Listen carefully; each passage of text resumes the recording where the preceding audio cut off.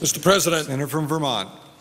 Mr. President, at a time when the profits of big oil companies are soaring, at a time when we are in the midst of an horrendous and huge oil spill on the Gulf Coast, at a time when we desperately need to end our dependence on oil and gas and significantly increase our investment in energy efficiency and renewable energy, the amendment that I am offering is simple and it is straightforward. This amendment simply repeals over $35 billion in tax breaks to the oil and gas industry, all of which were recommended for elimination in President Obama's fiscal year 2011 budget. Specifically, according to the Joint Committee on Taxation, the repeal of expensing of intangible drilling costs, repeal of percentage depletion for oil and gas wells, and repeal of the domestic manufacturing deduction for oil and gas production would save $35.3 billion over a 10-year period. According to OMB, the repeal of these tax breaks would be equivalent to about 1% of domestic oil and gas industry revenues over the next decade, 1%. In other words, the cost to the oil and gas industry of repealing these tax breaks is negligible. More than $25 billion of the money saved under this amendment, Mr. President, would be reused to reduce the deficit, and $10 billion would be used to invest in the highly successful energy efficiency and conservation block grant program over a 5-year period. So we are accomplishing two very important goals. Every day, members of the Senate come down here and they say, we have got to deal with the deficit. Well, under this amendment, we would save $25 billion for deficit reduction. That is pretty significant. Second of all, members come down here every day and talk about the need to transform our energy system to move to energy efficiency and sustainable energy, wind, solar, biomass, geothermal, other technologies. This amendment puts $10 billion in moving us away from fossil fuel. So it accomplishes two very important purposes.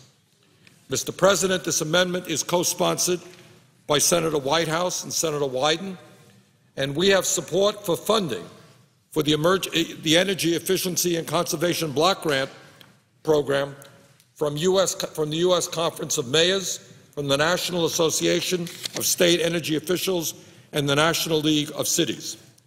Taxpayers for Common Sense strongly supports our efforts to repeal the oil and gas tax breaks and pay down the deficit.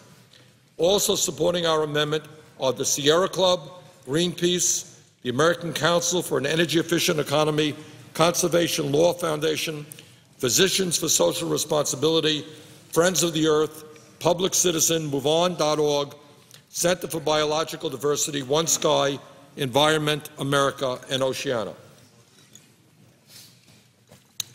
Mr. President, if there is anything we should be learning from the Gulf disaster, it is that it is time to move aggressively away from polluting and unsafe fossil fuels, which are getting more difficult to produce and more expensive to produce, and that we must move toward safe, clean energy. And with a $13 trillion national debt, the last thing we need to be doing is giving tax breaks to big oil and gas companies that have been making record-breaking profits year after year after year. I know that there are some people who come down here and say, well, one way to deal with the deficit problem is to privatize Social Security, to privatize Medicare, to place at risk the retirement benefits of millions of senior citizens. I think that that is a very bad idea. There are other people who come down to the floor and talk about cuts in education, cuts in health care that the middle class and working families of this country desperately need. I think cutting those programs is a bad idea. But I think that going after some of the largest and most profitable corporations in this country who have not paid their fair share of taxes is a positive and intelligent way to deal with deficit reduction. Mr. President, let me quote from the President of the United States, Barack Obama, in his statements on this subject. And again, what we are proposing here is what President Obama has recommended in his 2011 budget. This is what President Obama said, and I quote, "Our continued dependence on fossil fuels will jeopardize our national security. It will smother our planet, and it will continue to put our economy and our environment at risk. If we refuse to take into account the full cost of our fossil fuel addiction, if we don't factor in the environmental costs and national security costs and true economic costs, we will have missed our best chance to seize a clean energy future. The time has come, once and for all, for this nation to fully embrace a clean energy future. Now that means rolling back billions of dollars of tax breaks to oil companies so we can prioritize investments in clean energy research and development." End of quote, President Obama. Mr. President, that is exactly what this amendment is all about. Let me give you just one example, and I hope people are listening to this one. Let me just give you one example of the absurdity of continuing to provide tax breaks to the oil and gas industry. Last year, ExxonMobil, the most profitable corporation in the history of the world, reported to the SEC that not only did it avoid paying any federal income taxes, it actually received a $156 million refund from the IRS. So to middle-class Americans, people in Vermont and all over this country, who are working 50 and 60 hours in order to provide the necessary income they need to pay the bills for their families, those folks go out and they pay their income tax. May not be too happy about it, but they understand that in a civilized society, you got to pay taxes to pay the bills of government. Not ExxonMobil, the most profitable corporation in the history of the world, last year not only avoided paying any federal income taxes, it actually received a $156 million refund from the IRS. Now, Mr. President, if that makes sense to anybody, maybe it does, it truly does not make sense to me. And, Mr. President, I ask unanimous consent to insert into the record the page of ExxonMobil's 10K report to the SEC that discloses this information. Without objection. Thank you. Now, ExxonMobil is the same huge oil company that has had enough money to provide a $398 million retirement package to its outgoing CEO, Lee Raymond, just a few years ago. They make more money than any corporation in the history of the world. Last year, they didn't pay any federal taxes. In fact, they got a huge refund from the federal government, and some years ago, this particular corporation paid out $398 million in a retirement package for its CEO. I don't think that makes a whole lot of sense, and I think we've got to end that nonsense and end it now. This country has a record-breaking deficit. We cannot allow large corporations like ExxonMobil not to pay any taxes. ExxonMobil is the same oil company that is making its profits by gouging consumers at the pump, by charging higher and higher prices for gasoline, even when demand is low and supply is high. In Vermont, it's $2.85 a gallon. Working people have a hard time paying high prices for gas. Doesn't matter whether demand is high or low, it appears that gas prices go up. This amendment would begin to make sure that ExxonMobil, BP, and the other big oil companies pay at least a minimal amount of their huge profits in taxes to the federal government. That is, it seems to me, the very least that we can do. Mr. President, let's be clear. As millions of Americans have lost their jobs, their homes, their life savings, and their ability to send their kids to college as a result of this Wall Street-induced recession, we cannot continue to allow big oil companies to make out like bandits. Enough is enough.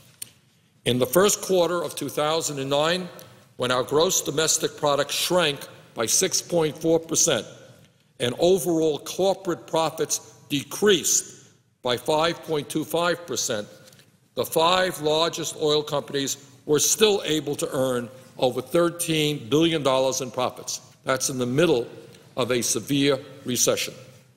And as this chart shows, entitled the combined annual profits of the 5 largest oil companies during the last 10 years, these 5 companies, ExxonMobil, Shell, BP, Chevron, Texaco, and ConocoPhillips, earned over $750 billion in profits. Not bad.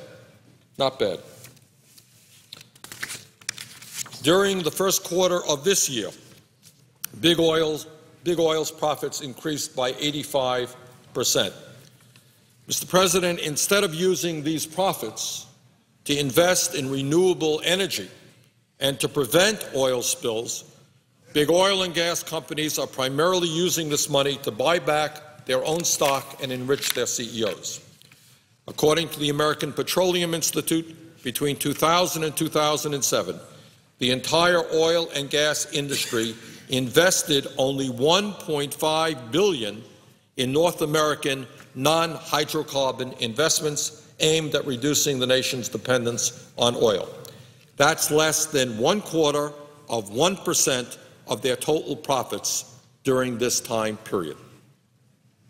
So here you have these companies making huge profits.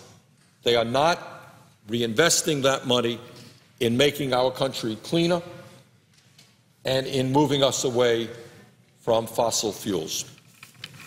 Meanwhile, the CEOs of the big oil companies have received hundreds of millions of dollars in retirement packages and total compensations. Over the past 5 years, Ray Irani, the CEO of Occidental Petroleum, received over $725 million in total compensation. $725 million, 5-year period. Not too shabby. John Hess, the CEO of the Hess Oil Company, has received over $240 million in total compensation. David Lazar, the CEO of Halliburton, has received over $114 million. James Mulva, the CEO of ConocoPhillips, has received over $95 million, and Rex Tillerson, the CEO of ExxonMobil, made more than $30 million in total compensation over the past 5 years. Further, since 2002, the 5 largest oil companies have repurchased almost $270 billion of their own stock.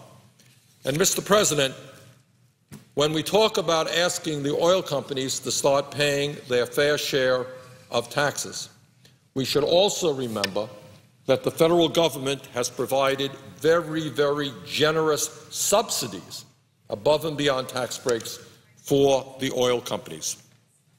As this chart shows, according to the Environmental Law Institute, from 2002 to 2008, the United States provided more than $70 billion in fossil fuel subsidies compared to just $12 billion for wind, solar, geothermal, biomass, and other renewable energies. Mr. President, this makes no sense at all. We've got to put an end to the outrageous tax breaks and subsidies that have been given to oil and gas companies. But that's not all this amendment would do. This amendment would also invest $10 billion into the Energy Efficiency and Conservation Block Grant Program. The American Recovery and Reinvestment Act provided $3.2 billion for this highly successful program, and it is already having a very, very positive impact in creating jobs and saving energy in all 50 states of our country. I am now quoting from a letter sent in support of the $10 billion block grant funding that this amendment provides from Tom Cochran, the Executive Director of the U.S. Conference of Mayors. And this is what Mr. Cochran says, and I quote, "Throughout the United States, more than 1,200 cities are now receiving direct funding under the EECBG program. We strongly support your efforts to secure predictable and ongoing funding for the EECBG program, allowing the nation to continue to invest in these successful local energy and climate initiatives which have been shown to reduce energy use, harmful greenhouse gas emissions, and environmental degradation. And that is end of quote, and that is a quote from Tom Cochran, the Executive Director of the U.S. Conference of Mayors. Let me give you some examples of how this program, of which this amendment would provide $10 billion over a 5-year period, how this program is working. This program is helping to build wind turbines in Carmel, Indiana, to power its city sewer treatment plant. It is being used in Salt Lake City, Utah, to provide loans to businesses to make energy efficiency upgrades. It is being used in Columbus, Ohio, to make 29 public buildings more energy efficient. It is being used in Portland, Maine, to retrofit 55 public buildings. It's being used in Miami to convert landfill gas into the production of electricity, and it is being used in New York City to help homeowners and businesses with energy efficiency and renewable energy loans, among many other areas. I know in my state of Vermont, dozens and dozens and dozens of communities and schools are using this money to make their buildings more energy efficient and in some cases move to sustainable energy. Mr. President, we need to keep these investments in energy efficiency and conservation going, and that's exactly what this amendment would do, to the tune of $10 billion. Finally, Mr. President, this amendment would dedicate $25 billion for deficit reduction, $10 billion for the block grant program to make our country more energy efficient, $25 billion for deficit reduction. At a time of record-breaking deficits and debt, we simply cannot continue to give oil and gas companies huge tax breaks. And I know that it is easy for some of my colleagues to come to the floor, talk about the deficit, talk about the debt we're leaving our kids and our grandchildren. It makes for great rhetoric. But occasionally you're going to have to stand up, if you're serious about this debt and about this deficit, and take on some of these very powerful special interests who are getting huge tax breaks and don't need those tax breaks and don't deserve those tax breaks. It is more important to protect our kids and grandchildren, lower the deficit, than give tax breaks to ExxonMobil. Mr. President, when it comes down to it, this amendment asks a very simple question. Which side are you on? Are you on the side of big oil and gas companies, companies that year after year after year have been making huge profits, or are you on the side of reducing the deficit, reducing our dependence on fossil fuel, saving consumers and businesses money on their energy bills, and saving the planet that we live on? That is what this amendment is about. Now, I understand that there will be opposition to this amendment. I've seen it surface already. After all, since 1990, the oil and gas industry has made over $238 million in campaign contribution, and over the past 2 years alone, this industry has spent $210 million on lobbying. Probably $500 million since 1990 on campaign contributions and lobbying. And they have gotten a lot for that, I must confess. For that investment, they have gotten a whole lot in tax breaks and subsidies. But I think now is the time, given the oil spill in the Gulf, during the threat of because of the threat of global warming, in order to clean up our country, in order to create jobs and energy efficiency and sustainable energy, we have got to say to big oil, sorry, no more, no more. You're going to have to start paying your fair share of taxes so we can transform our energy system and so we can begin to deal with this very serious deficit problem. Mr. President, this amendment is the right thing to do for deficit reduction. It's the right thing to do to transform our energy system, and it is the right thing to do for consumers, and I ask my colleagues to vote for this amendment. Mr. President, I yield the floor and note the absence of a quorum. Clerk will call the roll. Mr. Akaka.